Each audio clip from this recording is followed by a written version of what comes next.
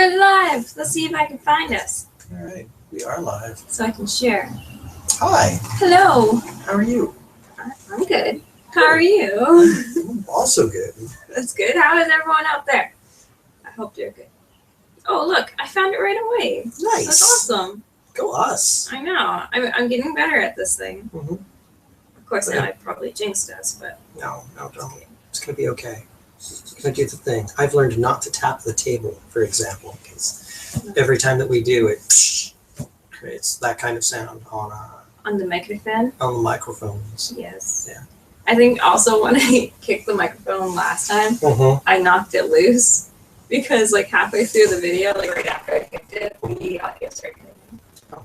My bad. But yes. Anyways, so we're here today, dressed kind of different. Well, you look fine. I look a little odd. Good. We're here to talk about The Woods. The Woods, which is one of the best comics coming out right now, in my opinion. I'm looking forward to the movie, but the movie's a whole other kind of fish. Wait, there's a movie about a TV show? There's going to be a TV show based on it, but there's a movie that I think got released this past weekend that's actually a sequel to the Blair Witch Project. What, really? Yeah. It's another kind of footage thing called The Woods. They announced it and didn't talk about any connection to Blair Witch. And then people saw it, watched the trailer, and were like, is that the Blair Witch trailer? And then guys were like, yeah, it's totally a Blair Witch sequel. Cool. And it looks phenomenal. It's the reviews that have been released on it make it look like Book of Shadows never happened, which is great, because Book of Shadows was not a good movie at all. Interesting concept, that movie. I have not seen it. You know what? I've never actually seen the Blair Witch. It's not particularly frightening. The hype around it was.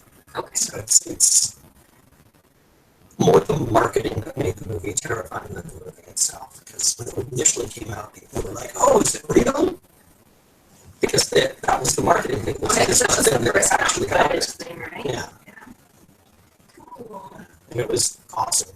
And then everybody and their grandmother did like a parody of Blair Witch movie. Yeah. I remember all the parodies. I've seen most of the parodies. I've just never seen the actual Blair Witch Project. We did one, actually. Me and some friends, we shot the Blair Witch Project, where the tagline was, 3 amateur filmmakers inspired by the Blair Witch Project decided to go out in the woods and see if they could get killed by some supernatural force. Alright. 6 hours later, they came back cold, wet, and hungry. This is what they watched while drinking their hot cocoa. Oh, hot chocolate. Yeah. Okay. Okay. We're all set to go. Yes. We're actually going to talk about the comic now. Yes. And not the weird movie. So, The Woods is 25 issues in out of, I think it was 36 or 32. Or was it 34? Well, he's sort of moving into the climax now. Yeah, this is the final year. I don't know, like, you can do like another 12 issues. So if he's 25 now, then 36. 36. Yeah. 36. 36. I want to keep going, but... I don't, actually. And that's not a bad thing. I don't mean that in any kind of bad way. It's, I really like the idea of a story with a beginning, middle, and end. Yeah. So we get to the point where the story ends, and that's it. That's your story. And that's fantastic. I want more comics like that. Because I mean, you don't get like filler material in this stuff. It's just awful. Yeah. Like, Supernatural. Supernatural is weird. Just weird. It started off really good. It did. They planned to go 5 seasons. And then they got season 12. Yeah. I liked bringing back the mom. Yeah. I loved season 6 where they were like, "No, the show's over. Why are we still here?" Mm-hmm. And that was actually the plot of the season. Yeah. That was interesting. Anyways, to The Woods. Yeah. It was written by James Tynion and art by Michael. I practiced this, but now I forgot. Dialynas. And colors by Joseph Gonzalez. Yeah. It's really good. It's probably one of my favorite comics. Oh, God, it's great. The characters in it is what really makes it so strong for me. Just And like a lot of the really small details that you wouldn't necessarily notice, like in the more recent stuff. Spoilers. Tsunami takes Maria's patch after she tragically passes away and uses it as an eye patch. And like that's just so touching. It's just like you wouldn't necessarily notice that until you like really pay attention to the art. Well, this comic is so brilliantly executed. I think we should talk about like what the comic is Yes, and we then should. start talking about details. Yes. Yeah. So this is a high school, an ordinary, like small town America high school, where things are happening, and you have a whole host of students and a whole host of teachers that all have like their own ideas of how the world works, and then they're transported to an alien world with no understanding. The building is just gone. Yeah. So the entire building of supports and all is transferred away to an alien world, and they have to figure out what to do. And everybody has different ideas on how they should do the thing or survive the thing or whatever the thing. And it's been a tragedy of errors, I think would be the best way to see it. Sorry, I was trying to figure out if this is actually streaming or not. I think it is, but maybe my computer's just okay, there we go. It just wasn't working. Yeah, there's lots of things that go horribly wrong no matter what they try. It just seems like the world is against them pretty much. I don't think the world is against them. I think my initial viewpoint of this was this happens for a reason. Mm-hmm. Because nothing happens in a vacuum, particularly in a story. Yeah. In real world terms, like nothing happens in a vacuum means everything that is happening is the result of other things that have come before. Mm-hmm. Not necessarily on a causal level, but just on an observational. Within narrative, everything happens for a reason. So if this school has been taken, it's been taken because there's something that school is supposed to provide, those people are supposed to do. Yeah. And we don't know what that is yet, necessarily, but one of the characters seems to have figured it out. And it's just like the rest of you people are idiots, which is how we kind of felt beforehand anyway. And it's not work out too well for him. No. Or anybody else. Yeah. Anybody else. Things kind of went downhill after he died. Yes. Spoiler alert, we are going to spoil the shit out of everything that has happened so far. Because why wouldn't we? We really, really like this comic. We want to talk about it in depth. And so we're going to talk about everything that has happened from issues 1 to 25. Yes. So we don't want to not talk about the stuff. No, I know. There's so much cool in these comics. Yes. Yeah. What would you like to do? Well, so the planet is filled with monsters. And it's also filled with people from different eras throughout the world. No aliens, though. Interesting. Fuck yeah, Cosmo. Yeah, told you we were going to do some cosplay. I think we mentioned that. We haven't seen any alien. Well, the monsters I don't think count because it's an alien ecology, right? But in the newest issue, we see a couple figures behind Adrian. Yeah. So I think they were the ones that brought them to the planet. Mm-hmm.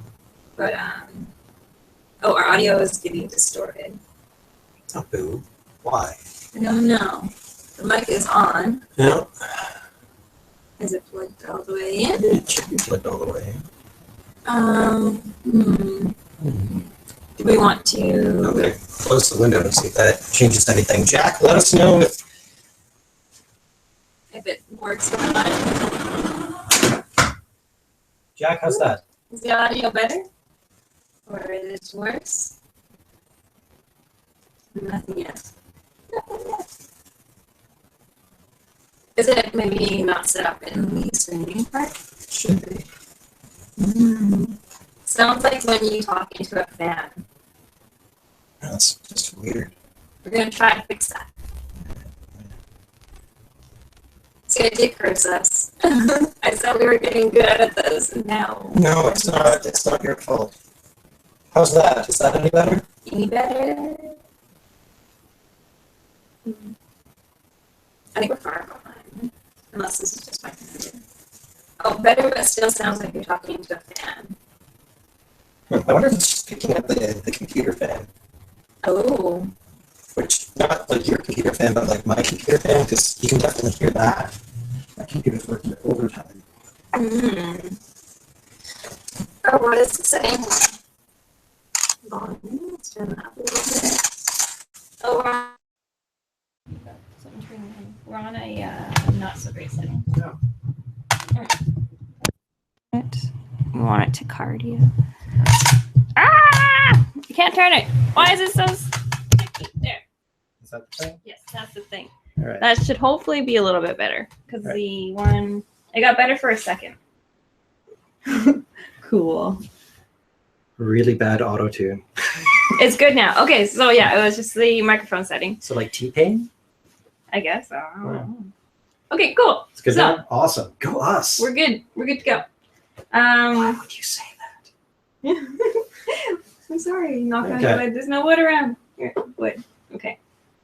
So, anyways, no aliens as of yet, but definitely lots of monsters and other people that basically want to try to set up the world how they want. Yeah, it's been interesting to watch that because you get people that instead of adapting to new circumstances, try to impose their understanding of the world on a new environment. Yeah. So you get like colonial folk who are like, oh, it's all evil and witchcraft, and they actually murder a woman who, like Adrian, had figured stuff out. Yes.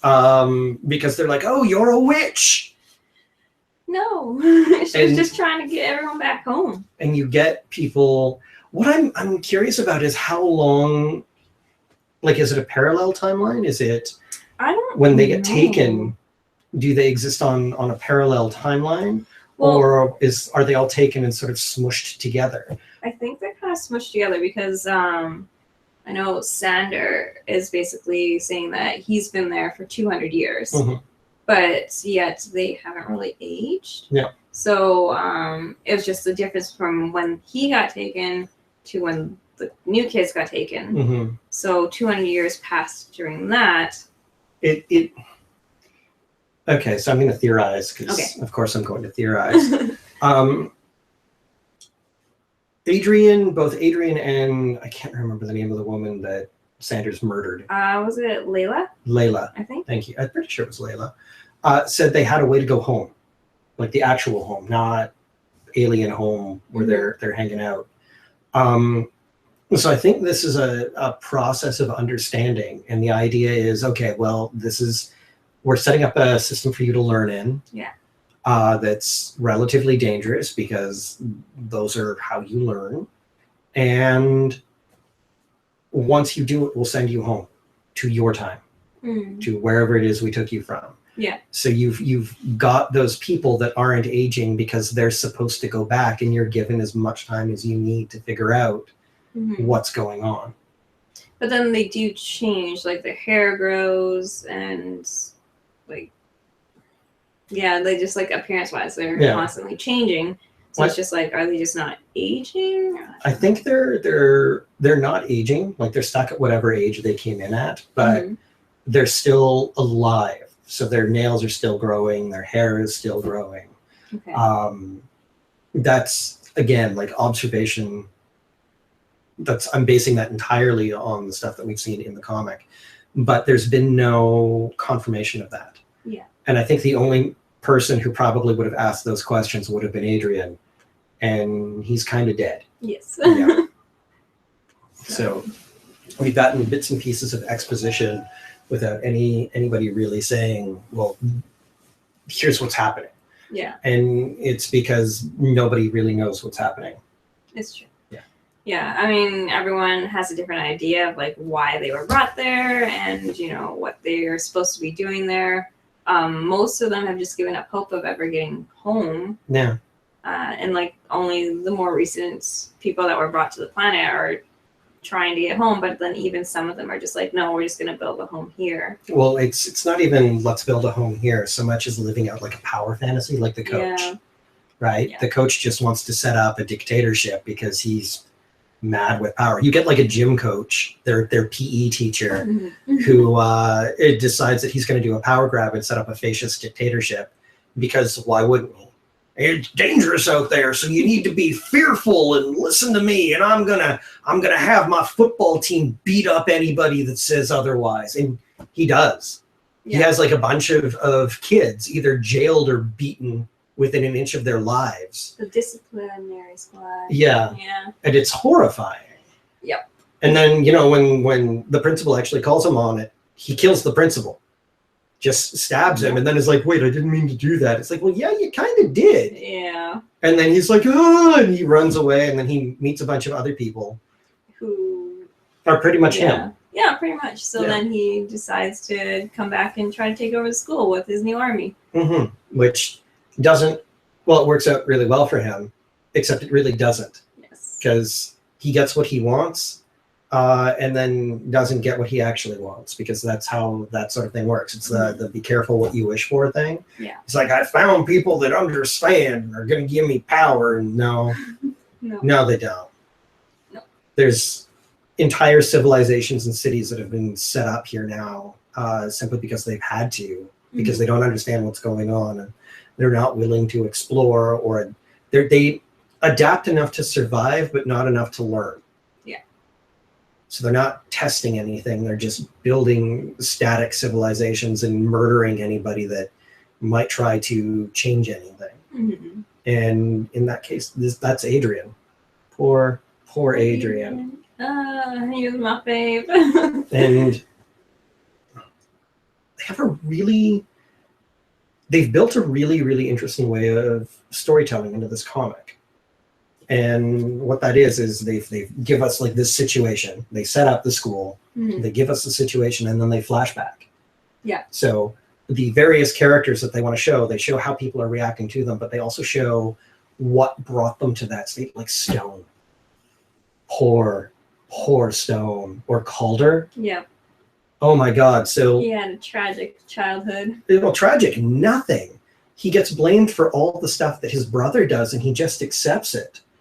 And it's just slowly breaking him because he's been told that, oh, your brother is perfect and you're a piece of crap. Yeah. And so he takes the blame for all the terrible things that his brother does. So everybody hates him. Nobody trusts him. Everybody thinks he's an idiot. And it turns out he's actually quite bright and he's actually a really good kid. But his brother is legitimately evil, like sociopathically evil. And knows that he can get his brother to take the fall for any of the terrible things that he does. He uses him a lot. Well, his brother is his primary tool. And it's interesting to watch that interplay because, again, we get a lot of parallel characters. So Adrian, again, is like another character who's very, very deeply intelligent, but is almost intelligent for its own sake as opposed to Calder's brother, who is actively evil and intelligent. And the coach is just an idiot, but also evil. Yes. And it's revealing the truth of people is what The Woods is doing. It is. It's basically exploring different types of personalities and throwing them into a situation that brings out the worst and the best in people. Yeah. So depending upon who those people are. Yeah. Because exactly. You never know who you are really until your life is on the line. That's true. Yeah. Like it's so easy to say like, oh, well, I would never do that, or I'd never kill someone, but get thrown into the woods where like everyone's trying to kill you and everything's trying to kill you, and then you just never really know what you're capable of. Yeah, Karen, like the super sweet Karen, sweetheart character. Yeah. Turns asked her dad for a rifle for her birthday, and it's like, yeah, my dad never took me hunting, and I just wanted to be close with my dad, so I asked for a rifle for my birthday, and then, I had a deer lined up, and I looked into its eyes, and I couldn't kill it, and then she kills Adrian. To save everyone else. Well, she thinks she is, but she doesn't know. And she's going off of what the adults around her are telling her, Whereas Adrian actually seems to have figured stuff out. Like, it's fun because we get to see like Adrian do things and grow because of it. Because Adrian is, as we learned in his flashback, not a nice. He's a nice person who doesn't know how to be nice. He's just very socially awkward. He doesn't get it. So he understands that he has a friend in Calder, or not Calder, but Isaac. Isaac, yeah. And like wants Isaac to be his friend. I don't know why I use a knife. Yeah, exactly. Like Calder the Elder is very much that guy. You want to know why I use a knife? So I can see him squirm. He's vile. Adrian is not. Adrian doesn't know how to be good. So he's got a good friend, one good friend out of the entire school who's willing to listen to him. Because he doesn't understand people. No. And I know people like that who just don't, like they're incredibly good people, but they're not good at human. They fail at human. Yes. They fail at the social aspect. I mean, they can learn. It's a learned skill, but they need to understand that there's something worthwhile in that first. And say nice thing or we kill Dr. Robot. Don't kill Dr. Robot. Please do not kill Dr. Robot. He's the cutest. I really like Dr. Robot. And we're going to say nice things anyway because your series is awesome. It is. It's so good. Also, oh my God, we've got Michael Dialynas on. This is awesome. I don't know how to pronounce your last name. Neither do I. I'm really terrible sorry. I butchered it. Pronunciation. But yes, anyways, we should probably get back to talking about the woods. Yeah. But yes. So, I mean, she's running off of what she understands, right? And what she understands is, first off, that the adults around her are telling her that this is bad. Yes. But their understanding of it is so severely limited as to be meaningless. So you've got that going. She doesn't particularly like Adrian because nobody does, because he fails at human. He's very much a jerk to everyone that talks to him. Yeah, including even Isaac. Yeah. It's fun when he comes back, like after going away and doing the thing, and he comes back and he like collects Isaac and goes, "You deserved better than me." I know, it was such a good scene because right before he dies. Like Adrian is very, very aware of how broken he is. Dialynas. Drawing Cool. Oh Okay. my God. Yes, I cannot really wait. cool. I can't wait. You guys have created one of my favorite stories, and I'm incredibly grateful for it. So thank you. Yes. Okay. So, what were we talking about? We were getting talking distracted by the awesomeness that is the chat. We were talking about Isaac and yes, when he Karen comes and back. poor Adrian and poor everyone, really. Yeah. Yeah, I love this comic. I love the characterization. I love the small details in the art. You were talking about the eye patch, but also just how everybody responds to trauma and how you can see it visually represented in the art. Calder like cutting his hair, Isaac growing his out after Adrian's death and just being like, no, I want nothing to do with any Also wearing Adrian's jacket. Yep. Ugh. Yeah. So cute. Small details mean so much. It does. And this book does everything right. I feel like we should explain who Dr. Robot is. So Dr. Robot is one of the first alien monsters that they run into. Isaac that finds him, right? Yeah. Yeah. And Isaac adopts him and calls him Dr. Robot. And the others are all like, no, it's a monster, bad. And he's like, no, I love my Dr. Robot. And Dr. Robot is really cute, and he's nice for the most part. Well, he's an animal, right? So he's got his own interpretation of how the world works and his own understanding.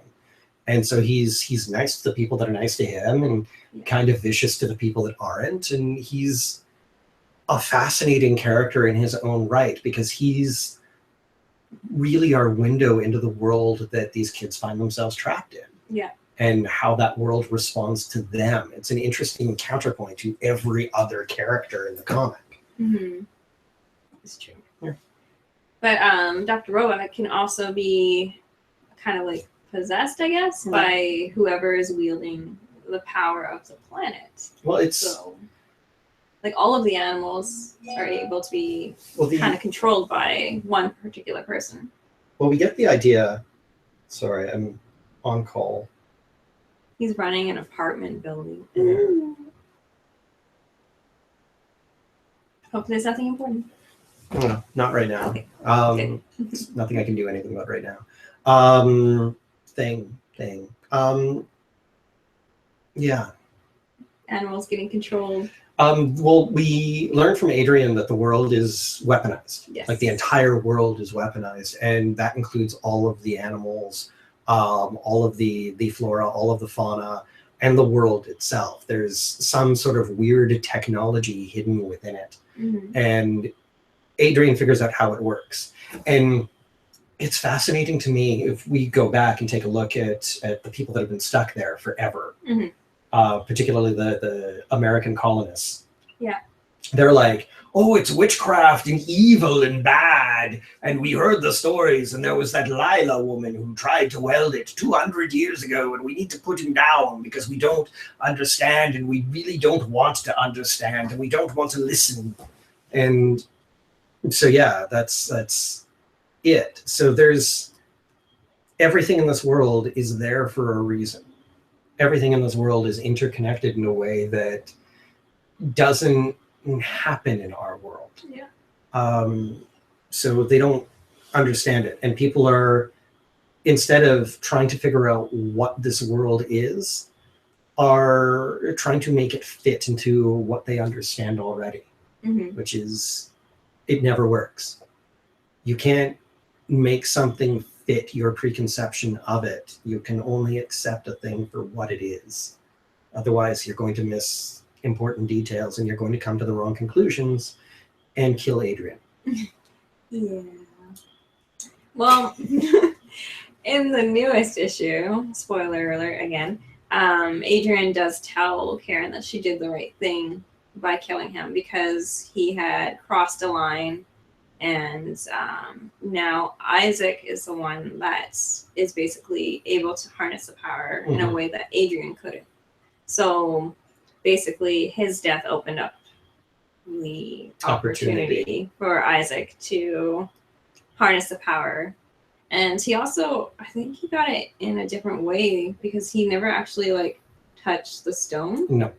It was like his love for Adrian basically allowed him to harness the power of the planet. The power of love. The power of love.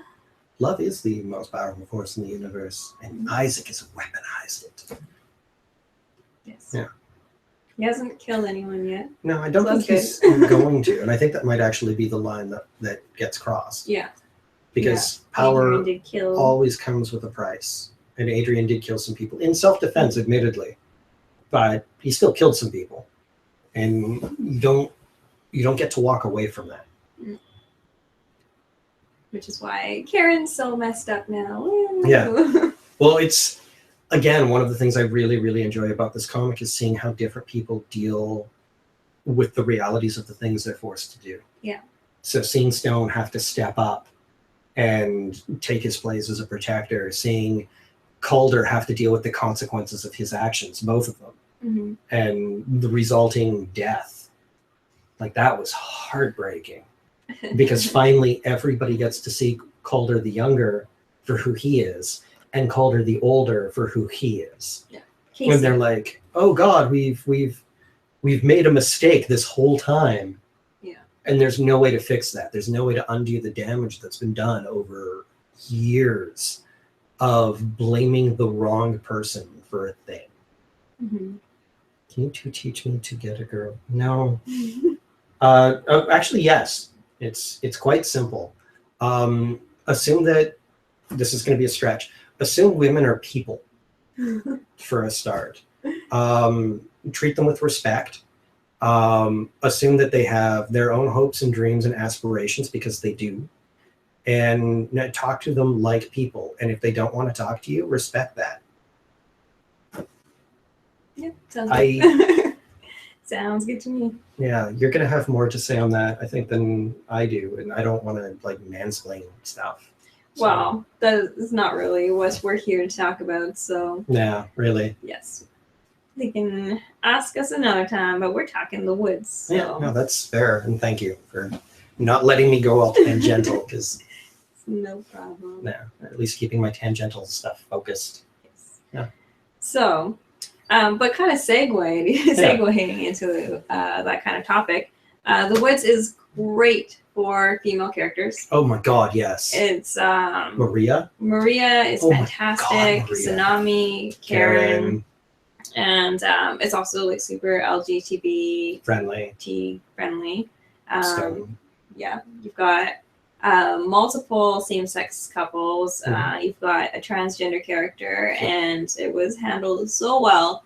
Everything in this is handled well. Yes, it is. It really is. Like, I cannot recommend this comic enough to people who come in looking for LGBT-friendly comics. So, Well, just good comics in general. Yeah, but for LGBT, wow, they do a good job. Yeah. And for understanding people and relationships and how complex people are. Yeah. All of these characters are so incredibly well fleshed out and so well built. They are. So, yeah. Very much. Is it liberal? I don't know what that means. I don't know. Like in what sense? I don't know in what sense. Yeah. But Like the BC Liberals? Are we talking like... I don't know. I don't know. It's good. Read it. Yeah, it's a really good comic. I don't know if there's a bias at play within the narrative structure of the comic. It's just about people. Mm-hmm. And everything feels legitimate. Yeah. Like the weight of consequence and choice feels legitimate. You can see these people for who they are, and you can see the consequences of their actions play out in a way that feels like, well, this is how the world works.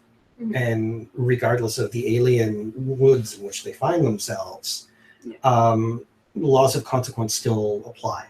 So the decisions that are made lead to what would be their outcome, regardless of what world they happen to be on. Mm-hmm. And yeah, I guess. Is it PC? You mean, is it polite to people? No, politically correct. No.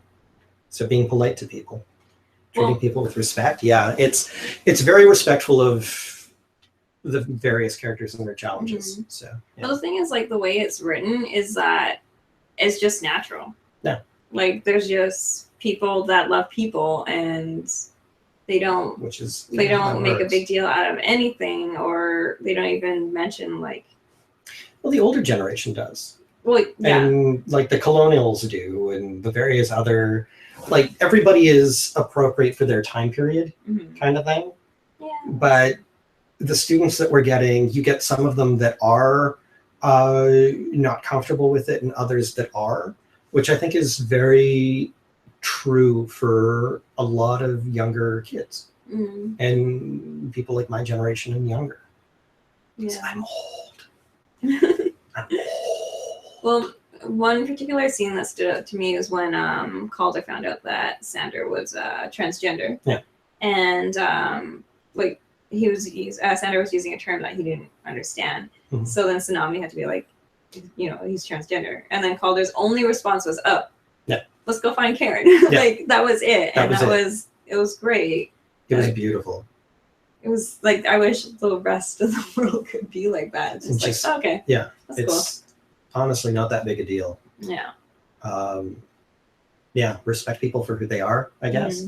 And that's another thing that we're getting out of this comic that I really, really like is a lot of preconceptions are stripped away by the danger of the world in which they find themselves. Yeah. So they have to be who they are because they don't have time for anything else. So a lot of the pretension slips away. A lot of the stuff where it's like, oh, well, this is what I've been told, so this is what I believe. It's like, oh God, we're going to die. What am I observing right now? And how does that apply to what I know? And if what I'm observing doesn't fit with what I know, then maybe I should read. The entire comic is about that. Like, it's just occurring to me now, but the entire comic is about that. The entire thing, because that's what gets Adrian in trouble. That's what gets Lila in trouble. Karen is reacting on other people's information rather than her own understanding. Adrian is working off of the idea of, okay, well, I'm just going to accept this world for what it is and move on by it. Isaac sort of follows in Adrian's footstep. Calder tries to apply a political structure that doesn't really work anymore. So does the coach. So do all of the teachers. All of the other civilizations that we've seen, all of the other city-states have sort of done the same thing. And then you've got this most recent generation of kids that are willing to question their own preconceptions and try to find an actual legitimate answer. Wow. Okay. This is one of the reasons I love doing these podcasts with you, and thank you so much for them. No problem. I got invited into this. I'm incredibly grateful for it, so thank you. Is when you, there's this old thing about how if you're teaching and you're not learning, you're doing it wrong. So I'm talking about narrative structure, and oh my God, like I'm figuring stuff out as I go, and I appreciate this so much more, both doing the podcast, but also the story that we're talking about. Oh yeah. Yeah. Well, there's like just so much depth to these stories and characters, and it's just fantastic. Every time I read it, I pick up something new. Like even if it's just like a small detail in the art or a small detail in a line that I never noticed before. Eminently rereadable. Definitely. Is there a Salem Witch Trials comic? Probably. Oh, there's dozens of them, but there's actually a Salem Witch Trial in this. Because they've got Lila and they assume that she's a witch. So instead of going, oh, well, maybe there's stuff we don't know about where we've been sent to, they go, you're a witch because you can do things we don't understand and we don't want to listen to your words. So we're going to burn you at the stake. And she's like, well, I'm conscious and the planet's a weapon. So her story is actually really sad. It's just like, it wasn't a long story arc in the comics. But we get flashbacks. Yeah, it was really sad. She was basically the wife of the leader. And like he was thinking that his wife was going mad and becoming a witch, and they had to end up killing her. Well, they didn't have to, but they ended up killing her. That was the decision they made. And it was just really sad to read all that. Oh, it was horrifying. Because you get it from his perspective as well, right? Because he's like, well, I love this woman, but she's becoming a witch. And she's in league with the devil. And that's his understanding. And he's not willing to take anything else in. And he's still working off of that assumption. So he's like, I lost my wife to the devil.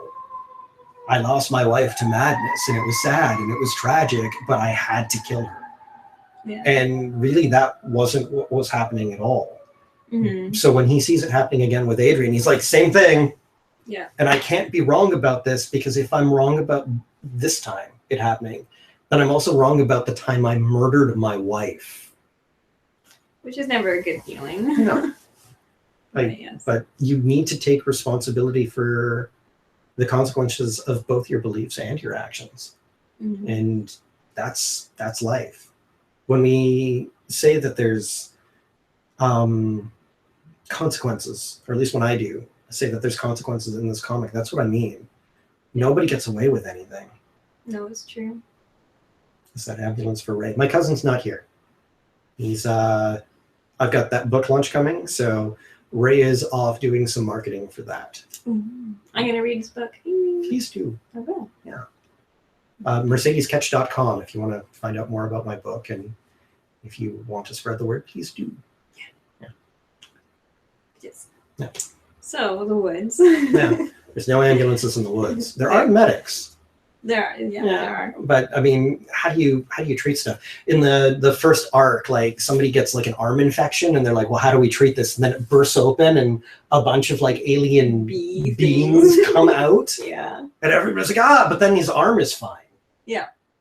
Well, was it fine? Ish. Ish. It's trade one, which I've lent and you've got. So Yeah, it's Calder, right? I think it's Calder. It Yeah. happens to. Yeah, I'm pretty sure because Yeah. he got stung or something. Oh no! Why is my page sticking together? I don't know. Dr. Yeah. Yeah, it's It's Calder. Calder. Yeah. Yeah. It's like this purple thing, but then his arm is eventually okay. Oh my god. I'm so mad. Why are my pages all stuck together? I've got no answers. Okay, I'm gonna have to like go through this very carefully one by one. I'll do that later though. Okay. It's probably because I read it too much and then my fingers get all sticky. It's food stuff, and it happens with like role-playing books and comics and Food. I proper don't books read and- comics. I drink. It's probably Cool Lime Refresher juice. that's probably dead accurate. Yeah. That's okay. Starbucks, if you would like to sponsor Nerdcouver, you can reach us on Twitter at Nerdcouver. I drink so much Starbucks. Yeah. Oh yay! So Hi. the time difference worked for me this time to make the stream. I got to hear about a new comic and check out, and Aaron's book. Awesome. That's my friend from Yeah. Ireland. Hey, Thanks. hello. Thanks for watching. Thank you for checking us out. And yeah, please check out my book. Let me know what you think. Yes. 'Cause, yeah, and read this. Oh my God, read What? this. That's It's a volume mirror. 2, right? Yeah. Yeah. The Swarm. Actually, funny story. I own the cover for this. You own the cover? Yeah, I bought the original artwork from it, Michael. Oh my God, that's awesome. I know. I wanted something with Adrian, but he sold all of them. I'm not surprised. So the cover was the only thing he had at the moment. He Mhm. was like, I need it, Adrian. Oh yeah, so It's fair. I know. Still my favorite character. Karen's a close second. Mhm. I really, really like her now. I loved her from the get-go. I love her I art. did, and then I was really mad at her because she killed Adrian. I was okay with it. Again, like it made sense for her character. It did. There wasn't any other action that I could see her doing based off of the information that she had. And like I get that. Like I can separate the artist from the art, but Yeah. also the characters from Their actions. Well, you can't separate a character from their actions. That doesn't make sense. no, but a character from what I feel they should be doing based on who they are and what they're experiencing. Yeah. Because we've got information that Karen doesn't. Yes, that's And we have access to things and knowledge that would have never made sense to her at all. true. And it's the same way that the colonials are kind of assuming, okay, well, we're right about everything. Well, we invest ourselves in a narrative structure and go, oh, Yeah. well, we can figure out what's going on based off of our prior reading or our prior understanding of stuff, Mhm. as opposed to going, oh, well, we need to totally accept this world for what it is as it is. Yeah. And that's sort of a human trait, I think. Oh yeah, very Yeah. much so. Yeah. But I'm an alien. Probably. Yeah. To be fair. But yeah, no, that's one of the reasons why I love this comic so much is that the characters are super believable and relatable at the same time. Like, even though they're really different from my personality, I still feel like I can relate to them. Just because They make sense. they do. They make a lot of sense. And, you know, despite me wishing Karen hadn't killed Adrian, it did make sense for the story and it made sense for the character situation.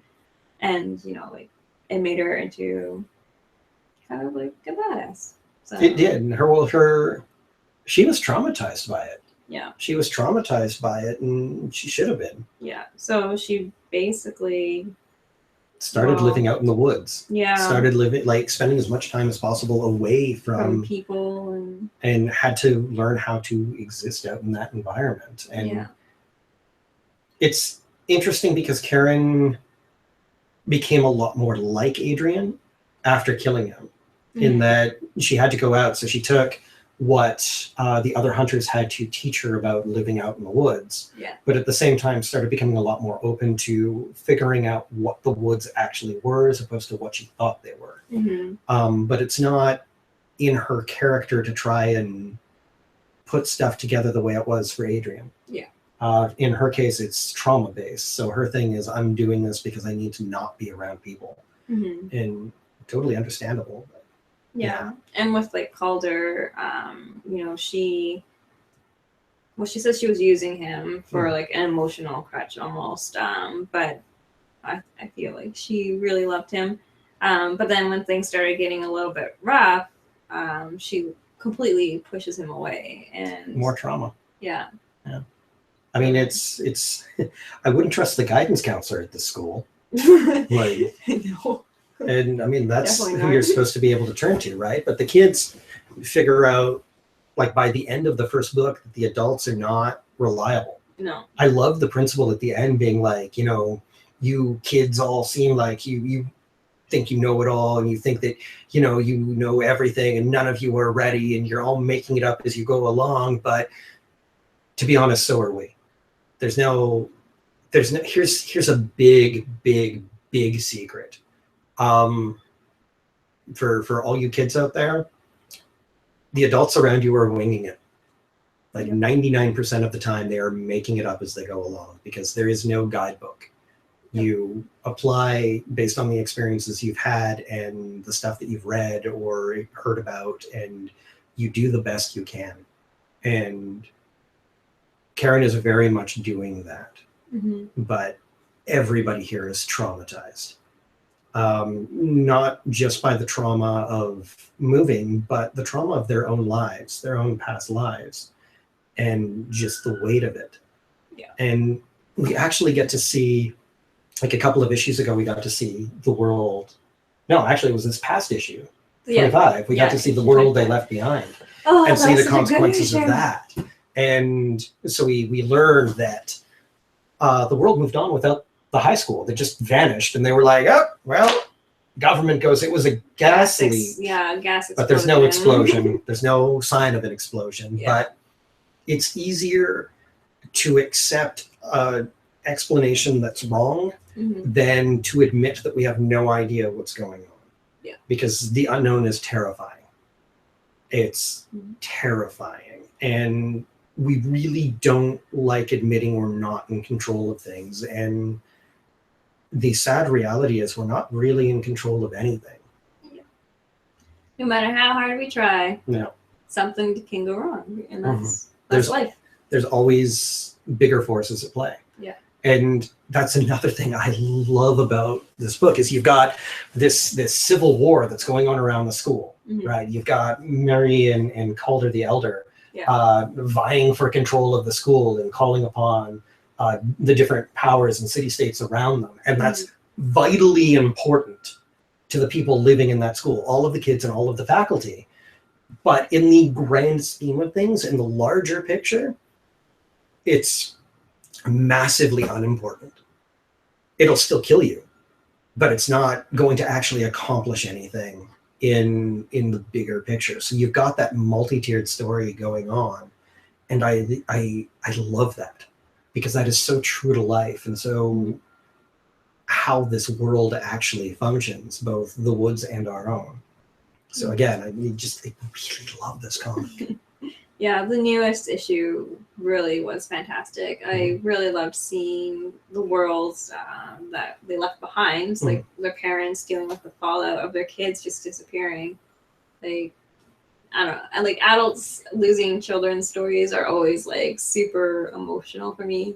I really love that. I don't want to say I love like the pain that they go through, because that sounds bad, but like, I don't know. It's just we like, both love tragedy porn. I know. We really do. I know. I love sad stories for some reason, and like to me, that's the most heartbreaking of all, is a parent losing their child.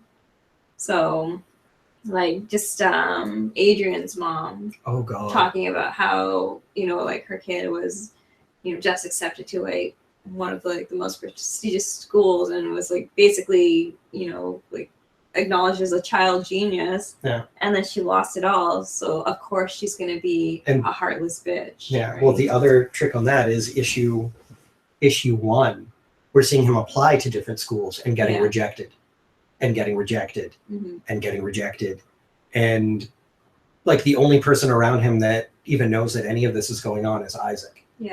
And even Adrian even keeps it from Isaac.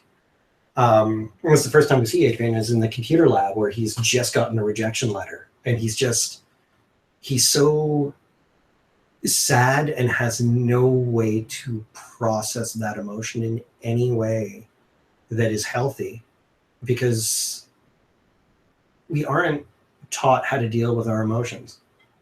We're actually taught that emotion's bad. And oh God, I'm going to start going off on like wild, like paradigm-based tangents. But we're currently living in a paradigm that's based off of material nihilism. So the idea that this is the only thing that's real.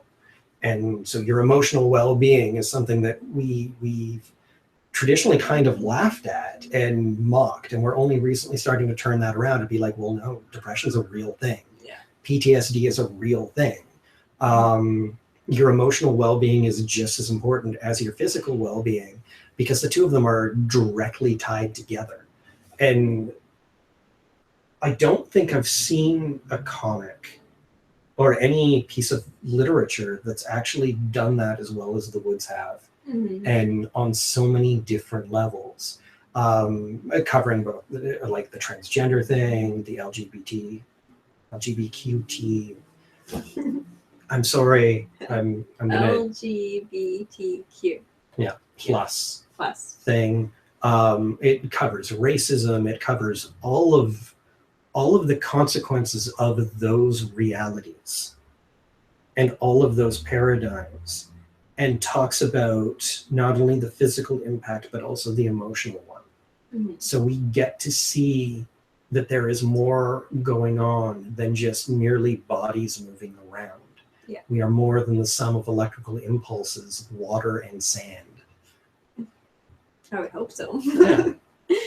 But yeah, no, like just reading these books, there's just so many different characters struggling with different things, and it's really cool being able to read, how different characters are handling like their, how do I deal with people who are being racist against me, or like how do I live as myself when if I'm exposed as being transgender, then they'll like kill me, they'll hang me and let the bugs eat me. Yeah. Like, oh God, the bugs are going to eat me. Like, yeah, it's just like, and then like Sandra has to go and tell all of the other transgender kids in the school, like, you have to dress up in the wrong clothing, or like you have to pretend that you are the wrong gender, otherwise they will kill you. And it's just like, just reading how that made him feel to be forced to wear women's clothing. And it was just a really emotional, really touching scene, and just like little tiny stuff like that. Well, it makes the story so good. Right? Here's the other secret. Here's another really, really big secret: is there are no small things. That's true. There have never been small things. The small details are what make us who we are, and in that respect, they're impossibly huge things. Yeah. So we dismiss small details, and because of that, we don't see one another or ourselves. And that's another thing that this comic gets so spot on and does so well, where a lot of other stories don't. And it's one of the reasons I really appreciate this comic as much as I do. Yeah. Like from the get-go, from issue 1. Issue 1 was so good. Hell, it's all been really good. It's one of those comics that I really look forward to, like every month. Yeah. I'm on the Boom Studios press thing, and every time that one of those comes, like, click, is there the Woods? Download. Yes, there is. Download immediately and read. Is it going to be on the God of Comics column that I do? Yes, it is. Of course. Because everybody needs to know about this comic. Everybody should be reading it. Yeah. I really, really like this comic. I really like this story. I really like the way that it's being told and just the impact of it. Because, it's amazing. Yeah. It's an amazing piece of work. It is. It's definitely, I would easily put it in one of my top 5 comics. Oh, yeah. That are currently going, for sure. is like one of the few that I'm actually like buying every month now. That's Because yeah, I buy them in individual issues and then I get them in trade. But yeah, I only buy trades because again, I don't have any room. see, I don't get fancy digital ones like you do, so That's fair. I have to read them when they come into the store. Mm-hmm. Yes. Yes. That's okay, because then I can take them to cons and get them signed. Except for I only have James' signature. But that's okay. One day I'll meet Michael and get him to sign all of my comics. Yes. Yes. Is he going to Emerald City or anything local? No, I already asked. Boo. I know. I think he went to New York Comic Con last year, so maybe one time we'll have to go to New York Comic Con. I would be okay with that. I would be too. Yeah, I've been to New York in way too long. I was there like 4 months ago. Wow. 2 months ago. I don't even know. What month is it? It's September. So 3 months ago. But yes. So I want everyone to read The Woods. So do I. So do I, very badly. Yes. It's basically like, although except for trade paperback volume 1 has been out of stock for like 2-3 months. Okay, well, please, when it comes back in stock, order me one, because I don't know who I lent mine to. Uh-oh. Big phone call. But yes. I have to take Boom these too. Studios. I'm so sorry. I will be right back. Hopefully Boom Studios will figure out what is going on and get volume 1 back in print, because we've been ordering it for like months and it hasn't come in, which is sad because it's hard to. Oh wait, New York Comic Con is the release of the final issue. Be there. Oh, okay. I'll go. If I can get tickets, that's like the one thing. Tickets is an issue. But yes, so hopefully volume 1 comes back in stock so people can start reading it again, because I like recommending it to pretty much everyone that comes in looking for stuff, because The Woods is awesome. Yeah, I'll show you some of the artwork because it's fantastic. Sorry. That's okay. So New York Comic Con is going to be the release of the last issue, Is it? so we should be there. Okay. So let's plan for that. Okay. Yeah, I can do that. So here's an example of some of the interior art, which is amazing, and it gets better with every issue. Well, I like how the creatures even feel like they're real. Like that ecology feels like it's a real thing. Mm-hmm. And just like the alien. Can you pass me the first trade? For sure, yes. This one.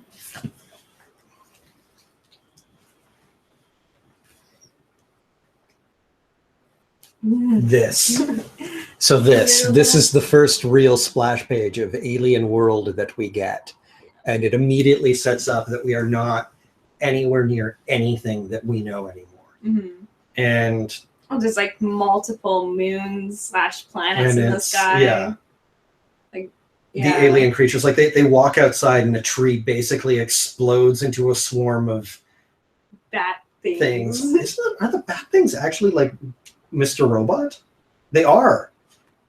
Is it? Is it like a bat version of Dr. Robot? Because he doesn't have wings, does he? He does have the 6 arms that these things do. Maybe it's like a different type of Dr. Robot. Yeah. Dr. Flying Robot. Yeah, because he doesn't have wings. We're going to meet Dr. Robot. Hello, Dr. Robot. Fight. Charming. I love Adrian so much. I know. I'm so glad that he's not technically Gone. dead. Yeah. For good. Yes. Yeah. Yes. But Plan to do a traveler's guide of all the creatures on the moon. oh my god, yes. Also, we just found out it's a moon. Oh. Well, I think we found that out in the first volume. Didn't Adrian said it was a moon? Oh god. Forgot about color streaking through the school. I love this comic so much. I'm pretty sure. Someone says it's a moon. And I think it was Adrian. And then he's just like, when all the other people found out, he's just like, yeah, you didn't know? Yeah. Like, I figured it out like an hour ago, dudes. I want that traveler's guide. I know, me too. Yeah. And then... The traveler's guide to Ankh-Morpork somewhere in here. Unless I lent it out, which is possible. I'm like 100% positive we already knew it was in there. Yes. Yes. Anyways. They're on a moon. They are on the moon. And, well, I don't know. I'm assuming they get off the moon in the end. Well, well, that's been the thing, right? Like Layla immediately sets up the idea that, oh, we can go home. Yeah. And Adrian is like, oh, well, we can go home. Yeah. So, and then Isaac greets them when he brings them to wherever the heck Isaac is. The heart of the planet, probably. Yeah. With, well, heart of the moon. Heart of the moon. Right. We can go home. Yes. So there does appear to be a way back. Mm-hmm. But I think it involves actually taking the planet as it is, as opposed to what you think it is, or what I think it is, or what anybody thinks it is.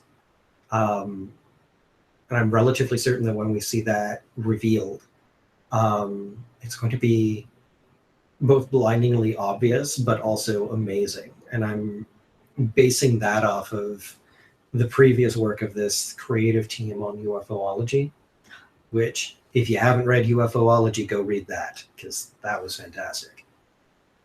It was. Yeah. When Living Myth magazine was a thing, we used to do like a spotlight article every week, and it actually came down to a debate as to whether we were going to do UFOlogy or The Woods first, and we were like, well, The Woods is going on longer. Yeah. And we want to do something that's immediate right now. We'll never get to cover UFOlogy if we don't do it now. Yeah, because that was only a 6-part miniseries. Yeah. Mm-hmm. Yeah. So good. so incredibly good. Like I was going back and I was trying to like just give myself a little bit of a refresher before doing this, and then I ended up staying up till like 2:30 reading The Woods, and I was like, oh, I should probably go to bed so I can review it and not be dead tomorrow. That's fair. There's a web series I really like called Carmilla, and the 3rd season debuted last night, like the first act of 3. Yeah. So I was like, I must watch the thing. Yes. Yeah. But anyway. But also read The Woods before, because I needed to do the quick refresher and then notice so much more than I had the previous time, and we'll be doing that again, because I love these comics so much. It's also really cool to go back and reread it from the start, because like knowing what you know now, you pick up a lot more, and also you notice the small details a lot easier. But and like you were talking about how issue 1, Adrian was getting the school letters. Like I didn't even really make that connection until you mentioned it. Yep. But it's just like they carry that on all the way through up to issue 25 with the mom talking about how he got accepted to one.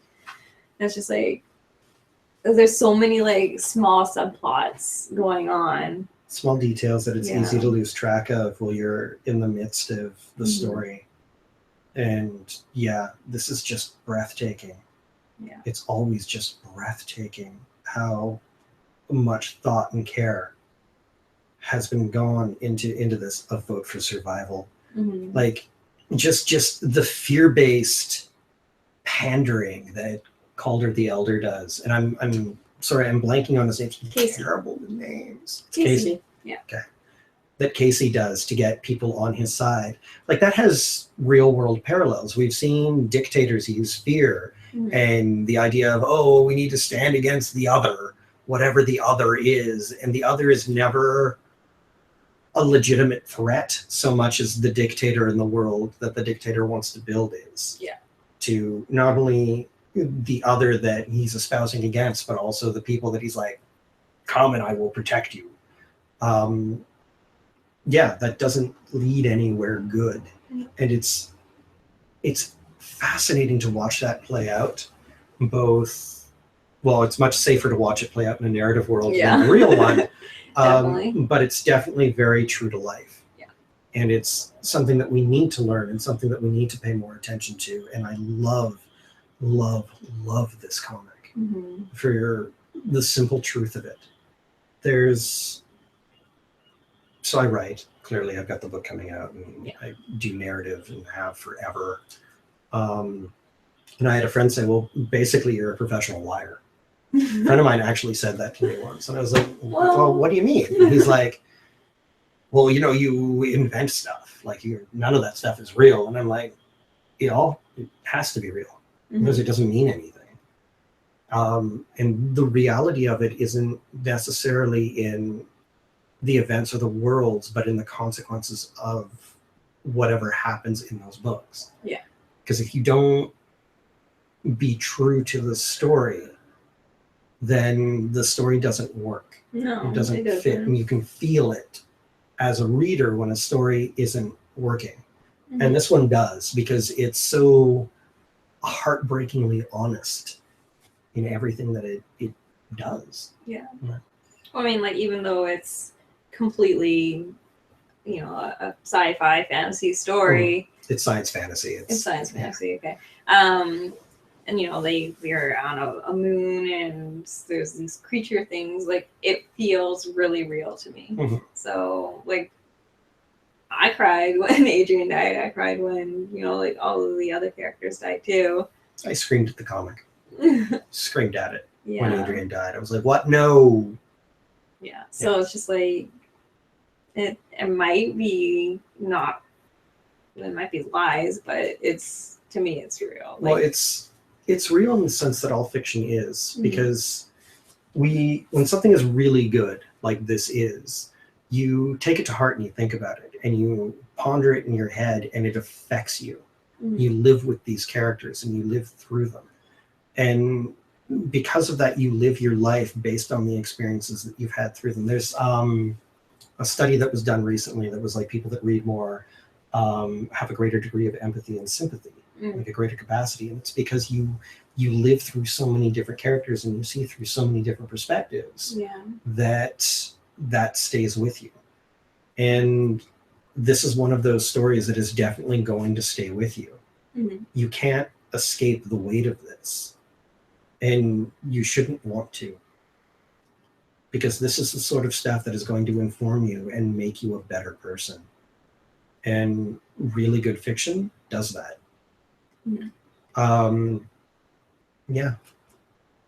We're all stories. Yep. Let's speak at the writer. Alrighty. Should probably wrap up a bit, because I have some stuff I got to do tonight. So do I. I've got a whole host of stuff. I've got a book coming out. I know, you're busy, man. man. I'm so excited. I gotta do my stuff so I can start reading your book. But yes, so thank you all very much for watching, and go read The Woods, because it's fantastic. There's 4 paperbacks out right now. And then there's 25 individual issues, which might be a little bit harder to find, but there's always eBay. Yeah, well, there's eBay, but there's also, I think you can get them as ebooks off of Boom. Can you? Okay. I'm gonna double check that right now. Go find them from Boom or your local comic store. And Big Pete's Comics. Yeah, Big Pete's Collectibles. That's where I get mine. Yeah, that's where I get. And then add it to your pull list every month so you don't miss out on the new issues. Don't miss out on the new issues, because this stuff is amazing. Starting to feel really climatic, and yes, very exciting stuff going on right now.